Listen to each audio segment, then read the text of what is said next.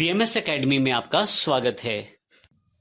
WordPress की आज की सीरीज में हम कुछ ब्लॉक्स की इंफॉर्मेशन लेने जा रहे हैं कि जब भी हम कोई पोस्ट क्रिएट करते हैं तो ऐसे कॉमन कौन कौन से ब्लॉक्स हैं जिन्हें हम एज अ पोस्ट यूज़ कर सकते हैं। जिनमें से मैं सबसे पहले बात करने वाला हूँ इमेज ब्लॉक के बारे में। इमेज ब्लॉक एक ऐसा ब्लॉक है जो कि पोस्ट, पेजेस या किसी भी तरह की प्रेजेंटेशन के तौर पर हम इमेज को यूज़ करते हैं ताकि इस इमेज के थ्रू हम कंटेंट को बहुत ही ईजिली समझा पाएँ।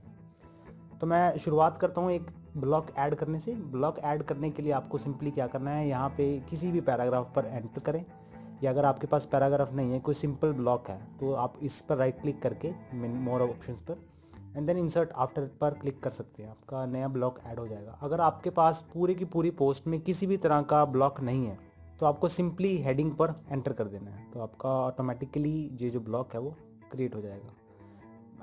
और किसी भी ब्लॉक को डिलीट करने के लिए, एम्प्टी ब्लॉक को डिलीट करने के लिए आपको back space double time press करना है। तो मैं यहाँ पर सैम्पल डिस्क्रिप्शन जो कि पहले लिखी हुई थी उसे वापस लिख देता हूँ, और इसके नीचे हम ऐड करते हैं एक इमेज को ऐड करने के लिए ब्लॉक ऐड करेंगे। ब्लॉक ऐड करने के बाद आप यहाँ पर प्लस आइकन पर जब क्लिक करते हैं तो यहाँ से उस ब्लॉक को ऐड कर दीजिए जहाँ पर इमेज लिखा हो। अगर आपको इमेज इसमें ना मिले तो आप इस सिंपली सर्च बॉक्स में यहाँ से फाइंड कर सकते हैं। इमेज फाइंड करने पर कॉमन ब्लॉक्स के अंदर आपको इमेज कुछ इस तरह से ब्लॉक के तौर पर दिखेगी। अदरवाइज़ आप इसे यहाँ पर भी देख सकते हैं। ये जो विजेट्स है मेरे पास, ये मोस्टली यूज़ करने वाले ब्लॉक्स में से एक हैं। मैं इमेज पर सिलेक्ट करता हूँ।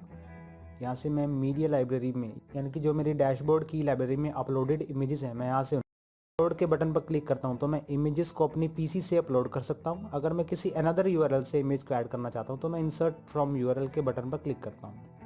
इन तीन ऑप्शंस को बारी बारी समझते हैं। सबसे पहले अपलोड का। अपलोड के लिए मैं सिंपली यहाँ से इमेज सेलेक्ट करूँगा एंड देन जैसे ही मैं इसे अपलोड करता हूँ, ओपन करते ही इमेज कुछ इस तरह से मुझे विजिबल होनी शुरू हो जाएगी। इसके बाद दूसरे तरीके की ओर चलते हैं। दूसरा तरीका, मैं इसे रिमूव को ब्लॉक करता हूँ। मैं ब्लॉक को रिमूव करके सेकंड स्टेप की ओर बढ़ता हूँ। इमेज ऐड करेंगे। अब बारी है मीडिया लाइब्रेरी से ऐड करने की, जो कि आपने प्रीवियस लेक्चर्स में भी देखा।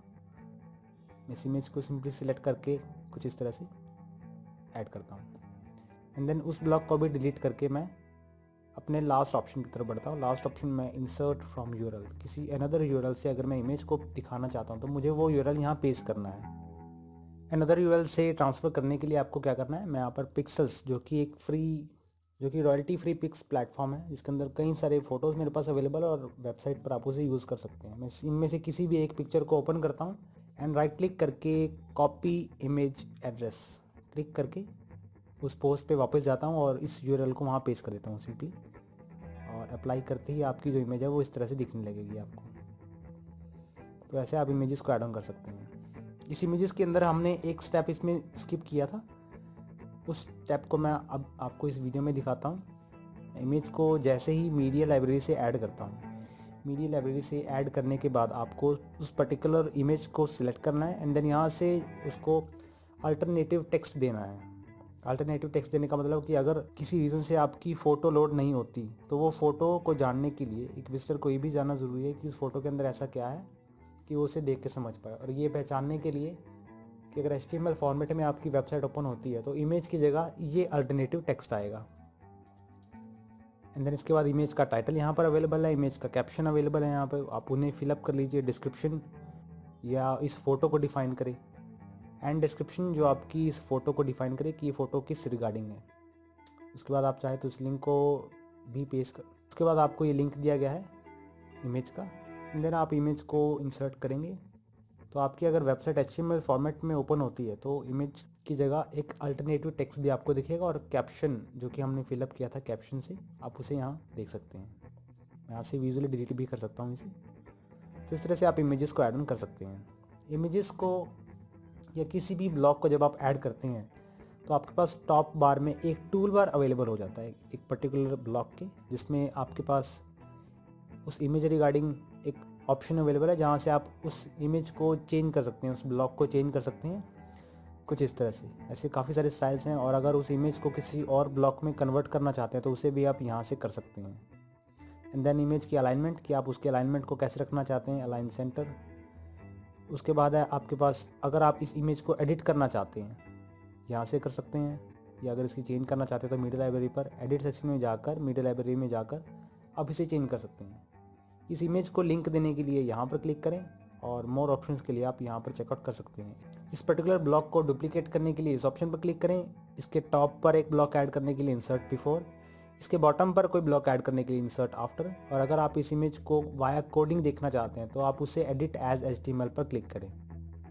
एडिट एज HTML पर क्लिक करने पर आपका ये जो कोडिंग में कन्वर्ट हो जाएगा, यानी कि वाया कोडिंग आप इसे एडिट कर पाएंगे। मैं इसे वापस विजुअल कर देता हूँ, एडिट विजुअली, और मोर सेटिंग्स में आगे बढ़ते हैं।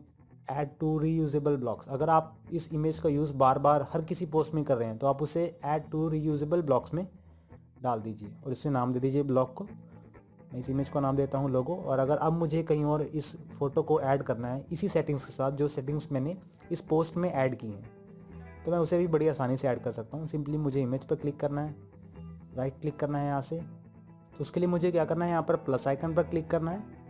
सबसे लास्ट में आपके पास एक टैब ओपन हो जाएगा, टैब विजिबल होना शुरू हो जाएगा रीयूजेबल के नाम से। यहाँ पर आपके पास वो ब्लॉक्स अवेलेबल होंगे जो आपने सेव किए हुए हैं और जो आप बार बार किसी भी पोस्ट में या हर पोस्ट में यूज़ करते हैं। अभी मेरे पास ये लोगो की जो ब्लॉक था मैंने उससे सेव किया था। मैं इसे क्लिक करके इसे इंसर्ट करता हूँ और मुझे इसी सेटिंग्स की, पुरानी सेटिंग्स के साथ मुझे बार बार इसकी सेटिंग दोबारा नहीं करनी पड़ी एंड मैं इसे अपनी स्क्रीन पर कुछ इस तरह से देख सकता हूँ। तो ये था हमारे पास इमेज रिलेटेड ब्लॉक्स की सेटिंग्स। अब हम चलते हैं हेडिंग की तरफ कि हम किस तरह से हेडिंग को ऐड कर सकते हैं। हेडिंग को ऐड करने के लिए प्लस साइन पर क्लिक करें, यहाँ से पैराग्राफ या हेडिंग जिसे भी आप एम्बेड करना चाहते हैं, मैं यहाँ पर हेडिंग ऐड करता हूँ और हेडिंग को यहाँ से चेंज कर सकते हैं। हेडिंग को यहाँ से चेंज करेंगे। हेडिंग रिलेटेड ऑप्शंस, यानी हेडिंग को अगर आप चेंज करना चाहते हैं पैराग्राफ में या ग्रुप करना चाहते हैं या कोट में चेंज करना चाहते हैं तो उसे इस बटन के थ्रू कर सकते हैं। अगर आप इसकी स्टाइलिंग को हेडिंग 2 से हेडिंग 4 करना चाहते हैं तो उसे भी कर सकते हैं। हेडिंग 4 से क्या होगा, आपकी जो हेडिंग है इसकी इंपॉर्टेंस कम हो जाएगी, इसका साइज़ थोड़ा कम हो जाएगा। इसकी अलाइनमेंट को यहाँ से चेंज कर सकते हैं, लेफ़्ट राइट सेंटर, इसे अंडरलाइन कर सकते हैं। इसकी टेक्स्ट रिलेटेड सेटिंग्स को यहाँ से चेंज कर सकते हैं। इसकी फ़ॉन्ट फैमिली कैसी होनी चाहिए, इसका फ़ॉन्ट वेट कैसा होना चाहिए, इसे ट्रांसफॉर्म कैसे करना चाहिए, अपर केस में रखना चाहिए तो आप इस तरह से, और इस तरह से इसका साइज़ भी। तो यहाँ से आप टेक्स्ट जो कि हेडिंग का एक पार्ट है आप उसे चेंज अप कर सकते हैं। लेटर स्पेसिंग को यहाँ से कर पाएंगे एंड बोल्ड, इटैलिक, या अगर इस हेडिंग को अगर आप लिंक देना चाहते हैं तो इस ऑप्शन पर क्लिक करके इस हेडिंग को लिंक भी दे सकते हैं। और भी ज़्यादा कंट्रोल्स के लिए इस पर क्लिक करें, स्ट्राइक थ्रू, अपर केस, ऐसी काफ़ी सारी सेटिंग्स हैं जिन्हें आप हेडिंग ऑप्शन में देख पाएंगे। सिलेक्टेड ब्लॉक की इन्फॉर्मेशन पाने के लिए जैसे कि आप मान लीजिए मैं यहाँ पर इमेज को सिलेक्ट करता हूँ और इसके डिस्क्रिप्शन को जानने के लिए कि ये कौन सा ब्लॉक है, उसके लिए आपको यहाँ पर पोस्ट में ब्लॉक सेक्शन में जाना होगा, तो आप इसका डिस्क्रिप्शन यहाँ पर देख सकते हैं। इसी तरह अगर आप हेडिंग पर क्लिक करते हैं तो आप हेडिंग रिलेटेड इन्फॉर्मेशन को कलेक्ट कर पाते हैं और हेडिंग रिलेटेड सेटिंग्स को ब्लॉक सेक्शन में चेंज कर पाएंगे। जैसे कि आप हेडिंग्स को हेडिंग 2 या 3 में कन्वर्ट करना चाहते हैं तो उसे भी कर सकते हैं। कलर सेटिंग्स, बैकग्राउंड कलर कैसा होना चाहिए या टेक्स्ट कलर कैसा होना चाहिए, आप उन्हें यहाँ पर चेंज कर सकते हैं। यहाँ पर मेरे पास टेक्स्ट कलर के साथ साथ बैकग्राउंड कलर, हेडिंग के बाद मेरे पास यहाँ पर कलर सेटिंग्स हैं कि आप उन्हें क्या कलर देना चाहते हैं उसे। अगर कस्टमाइज़ कलर देना चाहते हैं तो कस्टम कलर पर सिलेक्ट करें। इसे क्लियर करता हूँ और इसके बाद चलते हैं एडवांस में। एडवांस में मेरे पास CSS कोडिंग या HTML एंकर जो भी है, ये कोडिंग रिलेटेड एग्जांपल्स हैं। इन्हें हम आगे के कुछ लेक्चर्स में, इन्हें हम वर्डप्रेस के एडवांस पैक में समझने वाले हैं। मैं इसे अपडेट करता हूँ तो मेरी पोस्ट जो दिखने वाली है वो कुछ इस तरह की दिखेगी। क्लिक करके मैं इसका प्रीव्यू देखता हूँ तो पोस्ट मुझे ऐसी दिखेगी, simply image and then reusable block and then heading. तो बाकी सारे ब्लॉक्स को हम इसमें प्लस साइन पर क्लिक करके चेकआउट कर सकते हैं। अगर आपको इनमें से किसी भी ब्लॉक की डीप में इंफॉर्मेशन चाहिए तो प्लीज़ हमारी कंपनी से कांटेक्ट करें और इसकी एक पर्टिकुलर ट्रेनिंग के लिए आपको हमें मेल करनी होगी, या किसी भी तरह की वर्डप्रेस रिलेटेड डाउट्स के लिए आप इस सर्च बॉक्स में दिए गए नंबर पर कॉल करके किसी भी तरह की इन्फॉर्मेशन पा सकते हैं। और हमें बताएं अगर आप किसी भी तरह की ट्रेनिंग लेना चाहते हैं किसी भी ब्लॉक रिलेटेड, तो हम आपके लिए फ्री में उसकी ट्रेनिंग पैक को क्रिएट करेंगे अगर वो किसी पर्टिकुलर ब्लॉक रिलेटेड होगा तो।